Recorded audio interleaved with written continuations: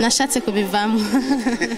Kubera ko ashatse kubivamo. Oya, simvuga impamvu ahubwo tuze tuhashike ngaho kuri salle polyvalente tumenye igituma nashatse kubivamo n'impamvu. Impamvu nashatse kubivamo kandi kubera iki.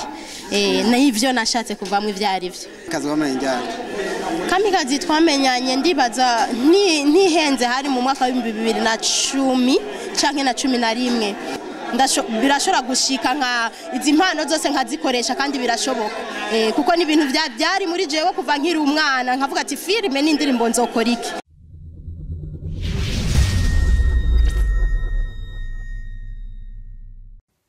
Bakunze ya Ken TV rero ngenda baramutse ndabana mwiriwe uno munsi rero dufite ibidasanzwe aho twagiye muri conference de presse ya Sandy mukamusa mumenyere mu ndirimbo za gospel akaba rero uno busara afite conference idasanzwe aho yari yatumiye ibinyamakuru bikoranga mu gisara ca Bujumbura aho yariko arababwira yuko abatumirira muri lance nyuma y'indirimbo ya album yiwiwe uno munsi rero uko mubona ngaha nkuko turi kumwe reka tusabe abanze abidondore. Amahoro Imana bane namwe je ndi Sandrine Nduwimana ku mazina y'abavyeyi hama nkaba ndi Sandi Nduwimana mu bikorwa musanzwe mukurikirana hama Imana bamugisha. Sandrine Nduwimana turumva yuko ufise album ugiye gushaka ku mugaragaro aho abantu benshi baguma bagenda ku mbuga zitandukanye barondera ati mbashe album yitwa gute bakarondera amazina bakayabura bamwe ndetse ariko kugera kuri no saha tukaba twabonye yuko yoba yitwa Nashatse kubivamo. Kubera ko ashatse kubivamo. Oya, simvuga impamvu ahubwo tuze tuhashike ngaho kuri salle polyvalente tumenye igituma nashatse kubivamo n'impamvu. Impamvu nashatse kubivamo kandi kubera iki. N'ivyo nashatse kuvamo ivyari vyo. Sandi Nduwimana ubundi abakobwa benshi basanzwe batangura neza mu gikowa ca gospel ariko bikarangira babivuyemo kaja gukora umuziki. Mbega ntago ndo mufite kwinjira mu muziki. Kubwanje mbo kira muntu n'umuhamagaro wiwe ariko kubwanje ntabwo ndavyibaza ni gospel narayitanguje kandi nzohera heza ari gospel. Mbega hamwe byoshika ugahura n'ibigeragezo bitandukanye ntushaka gucika intego gasubira nkuko twagiye tona bamwe basuye. Ntabwo nshobora kubihakana ariko nugusa iminsi yose dusaba Imana ngo dushoboze urugendo tururangiza amahoro. Nimba atari banga ni ryari wagiye kumenya ko usoma amagaro kuririmbira Imana? Nabimenye kuva nkiri muto kwanza navukiye mu muryango ukijijwe icambere hama nkurira muri Sunday school maze gukura ndaja mu mugwi muri ko hari abakuze ndaririmba muga hose narabona kumenga hazogera aho ndirimba ku giti ci wanje ko narabikunda naravyiyumvamwo indirimbo zaraza nkumva muga zikagenda sinafashe umwanya wo kwandika ko nari nkiri muto ariko mu mwaka wa 2013 niho iya mbere yaje nkafata ikarambo nkandika nkayirimba yo sigahera ariko sinashotse ndirimba ngo ndayirekure mu 2020 mu kwezi kwindwi niho narekura indirimbo ya mbere rero. Umaze gukora indirimbo ya mbere mbega nize ntambamye yakunze guhura nazo?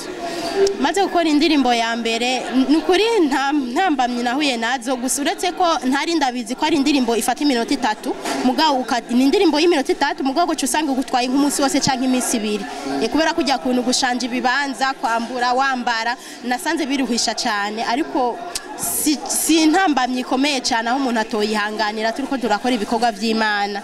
Yego. Nyuma ya album ni kiyo utegekanya gukora? Nyuma ya album ndategekanya nzomanza kwanza ndase album hama indirimbo zinatanze ubutumwa bumanze bugere kure bazimenyere mu nyuma ndashobora kuzogaruka kubandanya ibindi bikorwa nyene. Nihe nyungu ubona mukorasa ino album yawe? Inyungu mbona nzoyibona mu nyuma. Nzobona mu nyuma benshi ninabona bitavya ko kamo hama uwumvise ubutumwa biciye muri ya album akagenda kamamaza akabwira abandi kuko turirimba ngo ubutumwa bugere kure uzovyitaba hama akumva burya butumwa hama akagenda akabwira abandi ngene vyagenze iyo ni nyungu nico nshima ko ijambo ry'Imana ryogera kure. Mbega Kamikazi wamenye njyana? Kamikazi twamenyanye ndibaza ntihenze hari mu mwaka wa 2010 canke na 11 twahuriye muri group Faraja nuzeye y'ibikino yitwa Faraja Group umugwi wa Faraja Group ico gihe niho nko mu 2012 je naciye voyage anja muri Canada muganda musiga arimwo hama dusura gura nyene duhura muri bikorwa by'Imana. Yego. Nike ugiye kuri Kamikazi?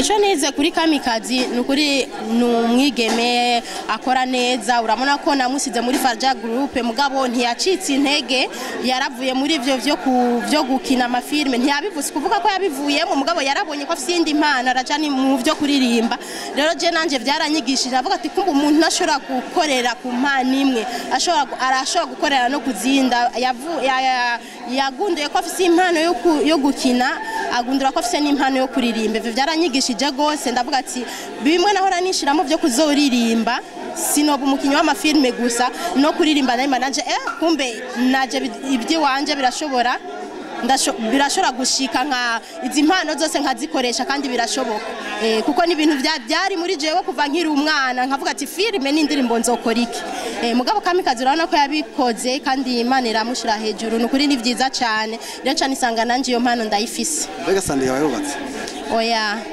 mbega ntufise amakenga yuko niwo bakumugabo ashaka kuza kubandanya kene yuko amakenga nashobora kubura kuko benshi bari muri ivyo bintu benshi usanga bahura n'izo ngorane ariko gikuru no gusenga gusa no kuronka uwo muhujije hama no gusenga byose birashoboka reka tubashimire murakoze cyane Imana bamugisha reka wibutsa bariko baradukurikirana ikibanza uzorekura mu album yawe ego ndabashimiye kandi bugira kandi hama ndabibutsa n'ukuri muze mwitabe igikorane canke lancement officiel canke concert n'ukuri muze muri benshi twese dusangira imigisha y'Imana hazoba hari abatandukanye ni kuri salle polyvalente mu Ngagara quartier 10 avenue Nyabisindu numero 3. Reka tubashimire bakozi ba Kini TV mwafashe kanya keza kudukurikirana Imana ibahezegere cyane gose murabe kaza muri benshi ndaganda ndabitse ko kwinjira muri iyo concert ari ku buntu nta mafaranga bazobasaba ico muzosabwa n'itike yonyene ko bashika mwarahezagiwe mwari kumwe na Yakini kuri microphone murakoze.